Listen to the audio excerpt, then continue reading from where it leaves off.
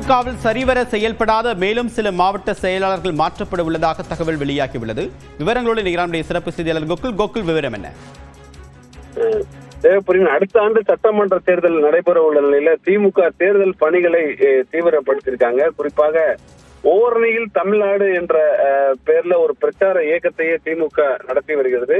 45 நாட்களுக்குள் வீடு வீடாக சென்று திமுக அரசுடைய திட்டங்களை சொல்லி உறுப்பினர் சேர்க்கைகள் எல்லாம் நடத்த வேண்டும் என்று முதலமைச்சர் உத்தரவிட்டிருக்கார். அதே போல உடன்பிறப்பே வா என்று நிர்வாகிகளிடம் தனித்தனியாக 1-to-1 ஆலோசனை கூட்டத்தையும் முதலமைச்சர் நடத்தி கட்சி பணிகள், கட்சி நிர்வாகிகளுடைய செயல்பாடுகள் குறித்தெல்லாம் கருத்துக்களை கேட்டு வரக்கூடிய நிலையில 2 தினங்களுக்கு முன்பு தஞ்சாவூருடைய வடக்கு மாவட்ட செயலர் கல்யாண சுந்தரம் திடீரென மாற்றப்பட்டார். குறிப்பாக உறுப்பினர் சேர்க்கை, பூத் கமிட்டியுடைய பணிகள், கட்சி பணிகள்ல சுணக்கமா செயல்படுவது, ஒற்றுமையாக இணைந்து செயல்படாமல் உட்கட்சி பிரச்சனையில் ஈடுபடக்கூடிய மாவட்ட செயலருடைய பட்டியலை திமுக தலைமை சேகரித்திருக்கிறது. ஏற்கனவே திமுக தலைவர் அவர்களுக்கு ஒரு எச்சரிக்கையும் விடுத்திருந்தார். இது போன்ற ஒற்றுமையாக இல்லாமல் உட்கட்சி பிரச்சனையில் யாராவது கோஷ்டி அரசியல் செய்தால் அவர்கள் மீது நடவடிக்கை எடுக்கப்படும் என்ற எச்சரிக்கையை விடுத்திருந்த நிலையில மேலும் சில மாவட்ட செயலாளர்களை இன்னும் சில நாட்கள்ல மாற்றம் செய்ய இருப்பதாக தகவல் வெளியாகிறது. குறிப்பாக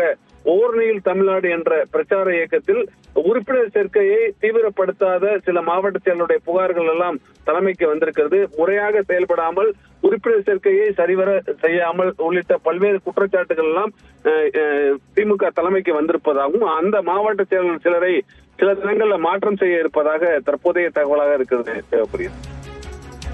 நன்றி கோகுல்.